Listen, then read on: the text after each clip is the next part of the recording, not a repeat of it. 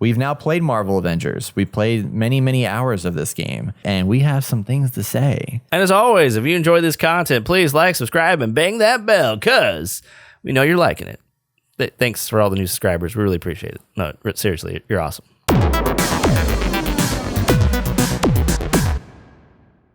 The beta is set up to where it opens you into this story mission. You start with the A-Day scene that everybody's seen now at this point from the trailers and things of that nature.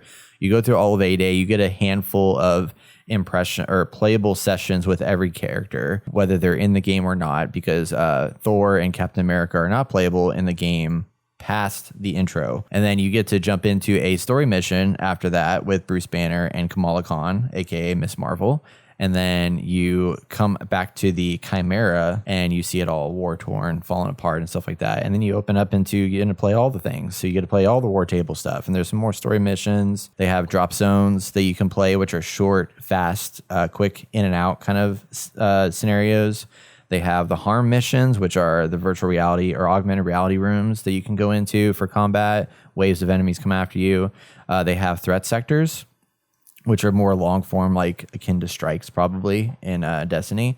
More long form battles with different tiers of engagement as you go through. That's the gist of the beta. So there's a lot of content. There's like probably, what do you think, Austin? 8-10 missions, maybe a little bit more. Each mission has different difficulty settings. So you can go from Challenger 1 through, I think, Challenger 4, I believe. So we're playing Challenger 2 or Challenge 2. But you can go up to Challenge 4, which will increase difficulty, increase probably the loot drops, things of that nature. You get to play as, at the beginning, Hulk and Kamala Khan, but then you eventually open up with Black Widow and Iron Man, and all those characters can be leveled up. And what I really like about the game is that whenever you're playing either with a friend or by yourself, your other members of your party join you as companion characters and also level up in that process. So they're not necessarily losing out in the leveling system. Yeah, so already it looks amazing. I didn't expect it to look this good, like throughout the whole thing, like cutscenes, loading screens, all of it. I'm already pumped. I'm already sucked in. I'm ready to go in. And then playing that first demo mission, the A-Day mission, and like just first you jump into Thor, and then you jump into Iron Man, Captain America, just like it goes down the line, the Hulk and everything. Very first moments of me playing Thor, I was like, this is kind of weird. Like Thor he felt clunky and weighed down. And then you jump into Iron Man and they send you on the little fly mission where you're flying through the bridge trying to shoot these enemies down. And I'm like, man, this is so hard to aim with him. Like, it just wasn't so hard. I was like, I already hate Iron Man. Like, this is what it is. There's no lock-on feature either, like where you could like lock into a target. Right. That was annoying. There is a lock-on feature, like I guess in the when ground. You're not flying. Yeah. But on the ground I haven't tried that when I'm flying because it's just not my mindset to do that. It doesn't work. I've tried it. It doesn't work. Then you jump on the ground and it's like, do all these things. They're teaching you how to play. And I was just like, as Iron Man, I was like, all I'm doing is punching. Where's my lasers? Like, I don't like this at all. We'll get back to this later in this discussion. Then you go in the Hulk. He's cool. Black Widow, she's cool. Like, that's great. And then you get past that. Nice to like play the Hulk and do some cool things. Like, he is very powerful. I like how they all have like these little interesting, you can hold down. Well, so for Hulk, you hold down the right trigger to like power yourself up with like rage. And it's like a meter that goes down, and everyone kind of has this. Like Iron Man has lasers, so as you use your lasers, your little meter goes down, and then as you fight, it starts building back up. Going through that, playing Miss Marvel, going back to Iron Man, and playing Black Widow, like it all plays very well. This is the game I've been waiting for. This is the game I want.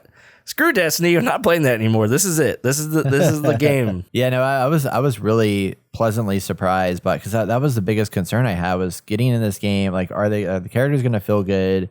Are the missions going to feel fun and engaging? Like, what is that going to look and feel like? And that was the big frustration I had with Marvel's Ultimate Alliance, is that it just felt like a button masher that didn't really have a lot of depth and substance to it.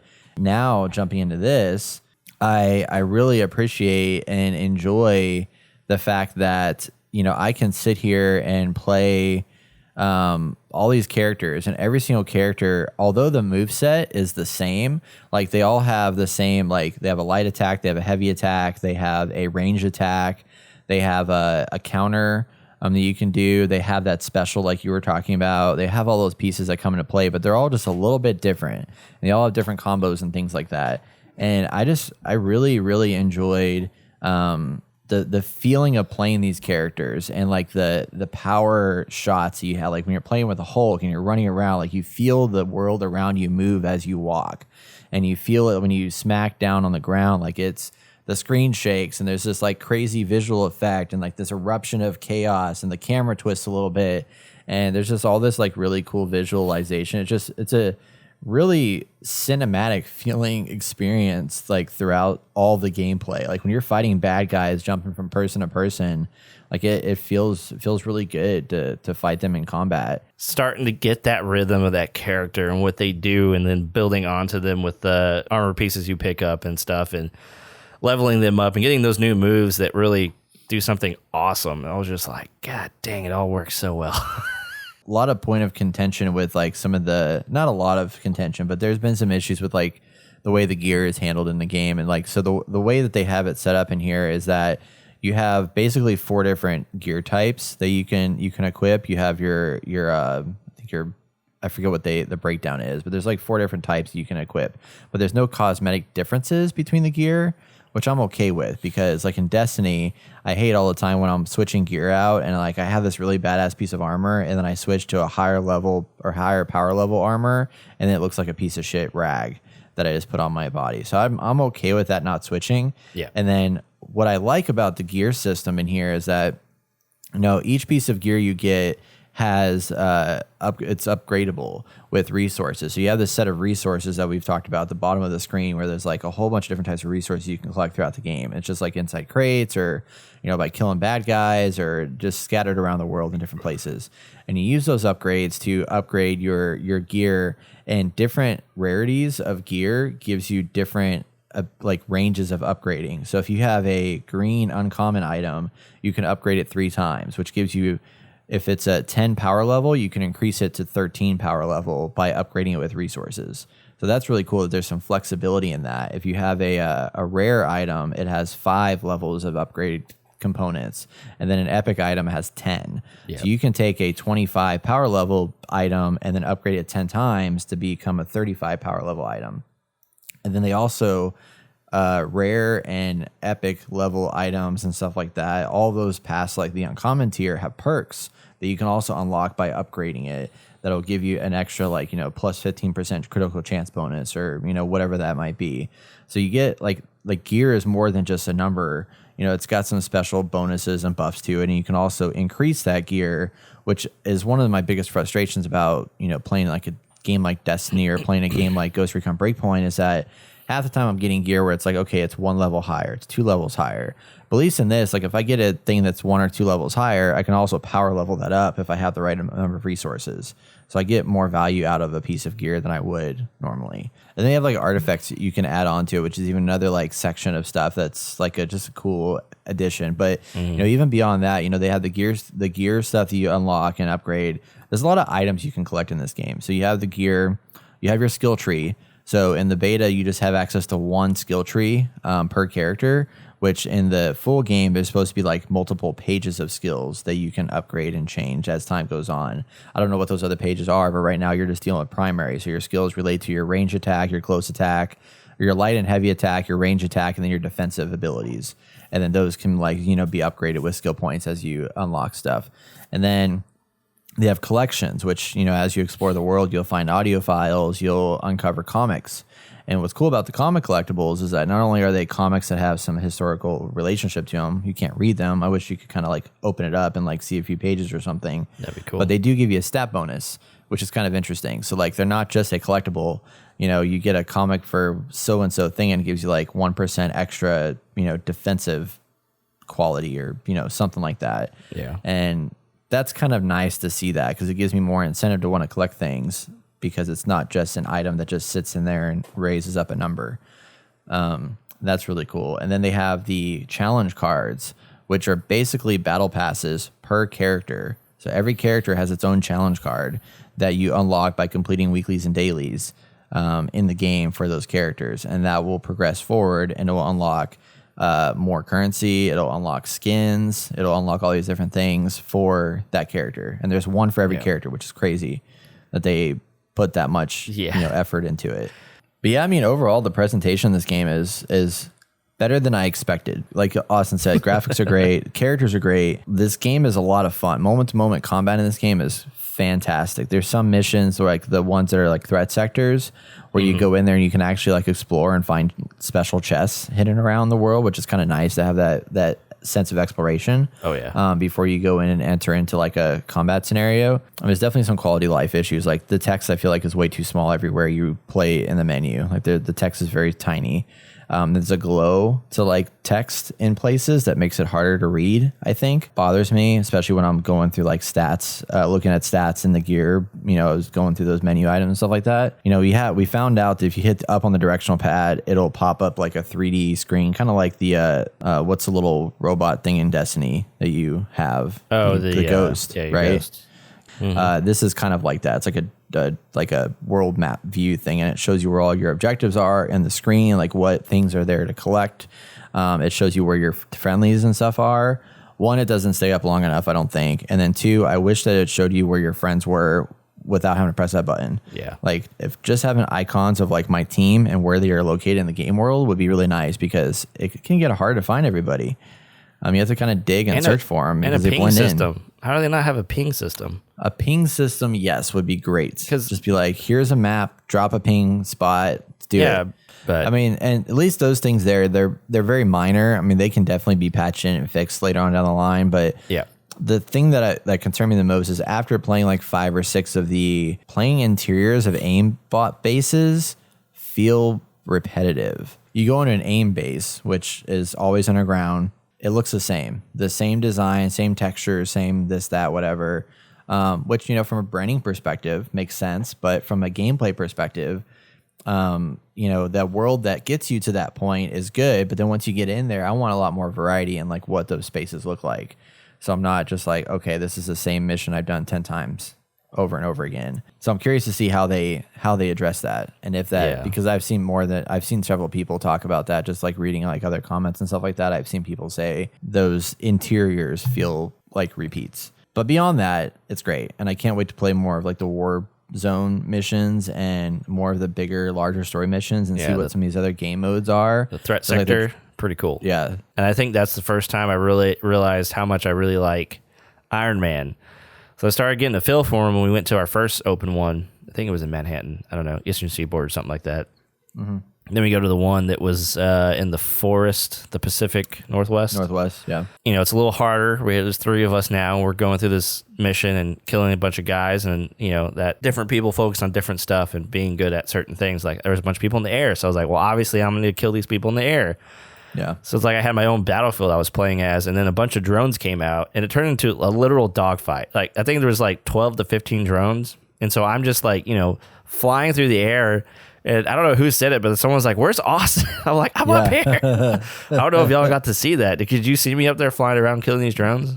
No, I thought you were just like goofing off up there or something. I didn't know there was even a whole bunch of stuff up there. Oh, we had our own like fight down the floor. Exactly, and it was just chaotic, I guess, both air and floor. Stuff. It was crazy. And that's what I found most fascinating about that, is that I was up in the air just like doing, dog fights with these drones, like going back and forth trying to shoot them, because when they, when you get hit in the air, you get stunned for a second. So like I'm not flying anymore, so I have to like regain my stability, and then I could start doing stuff. So I used to hover and just shoot, right? And then I would do all this. And then as I started opening up more of Tony's moves, like he has this pound attack, so I can get in the air and then slam down and do like a little very minor AoE. And then now I have lasers, so not only can I go in and just like shoot with my hand cannons, I can go in and put lasers, so I can do like a bigger like twirly AoE thing as like a normal heavy attack. And now I just got rockets, so I could use rockets. And I was just like, the scope and like fight that we have done is in that mission alone was like, this is amazing. Because there'd be like turrets on the wall, so I'd fly around, just shoot these turrets off for you guys as y'all are on the ground killing people. Right. And then as soon as like the fly guys were gone, I'd come and help y'all a little bit. And then I got my ultimate, and I forgot it was the Hulk Buster, and getting into that thing was amazing, because I'm just like, I act almost like the Hulk, because one of my heavy attacks is I'll charge, grab someone, and then slam them in the ground. I can jump up and do like a pound slam with my feet, which does a bigger AoE attack, and then obviously I just punch and stuff. And I think he can shoot too, and that's pretty cool. And then I have an overcharge, so like I can use my lasers without losing any juice. Mm-hmm. So I just go crazy with that thing. And then I have a powerful laser that goes through my chest and it just, melts through armor and stuff. And I was just like, using all of these on these bigger battles is amazing. Like, it feels so, if you feel like Iron Man, and you don't get that in that first part of the demo, like, because I barely shot anybody. I didn't even know I could shoot anybody. Right. Yeah. And then finally, like, using the heavy attack, you do the, like, one hand, two hand, you turn around and do a double hand. You can even charge up and do a double hand attack right off the bat. And there's just one where I can, like, when Tony runs, he's like hovering above the ground. So once you stop and do like a heavy attack, like I aim at somebody and it does like this cool, like the camera comes down a little bit and I shoot someone and they go flying back. And then I can do my heavy attack more. I'm just like, choo, choo, choo. It feels so good. It feels great.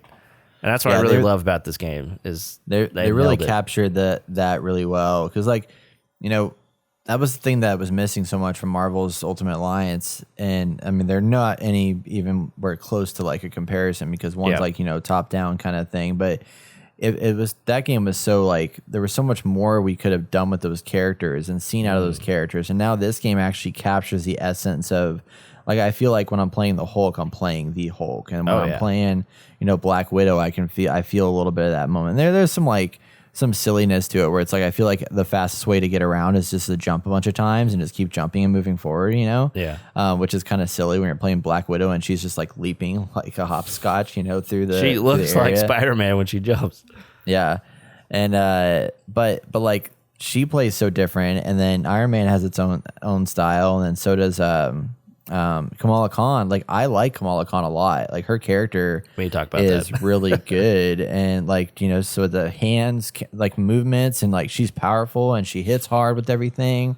Like, it's crazy. But I don't know, I could talk on that forever and stuff. I'll jump in there real quick. To wind down. Yeah. Well, just about Kamala Khan. Like, originally I did not like her, and we were coming out of Borderlands 3 where that little kid was so annoying, and they're like, oh yeah, this kid's supposed to be like this and that, and I was like, well, this is not for a good character development because she didn't go anywhere. And then so Kamala Khan reminded me of this girl and the way that they portrayed her early on, especially in the trailer.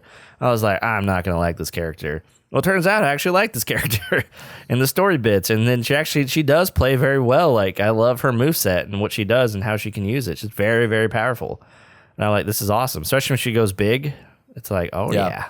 Here we go. Yeah, she plays really nice. Like, her character plays well, and I mean, I like her enthusiasm, like, as a character. I mean, the story is not amazing yet or anything like that, but it definitely kind of like latches me into, like, her just excitement is kind of like the excitement that we all get when we're watching the Marvel movie and stuff like that. It's just it's relatable, and I appreciate that. And the interesting story dynamic, sorry, real quick, is that she doesn't know she wants to be a mutant. She wants to be normal, and then AIM has this cure. Well, technically, potentially a way to reverse or get rid of these mutant powers. And so she's kind of on the table of like, well, I want to be normal, so maybe I need this, even though AIM is the bad guy. So there's that dilemma there, and I was like, that's perfect. That's what I want to see. Like, the bad guys are, they're kind of good, but it's just how they go about doing with, like, if there was choice, obviously it'd be like, oh, okay, if you want to get rid of your powers, here's the thing to take it, right? But no, they're doing it where they're going to forcibly take powers away. So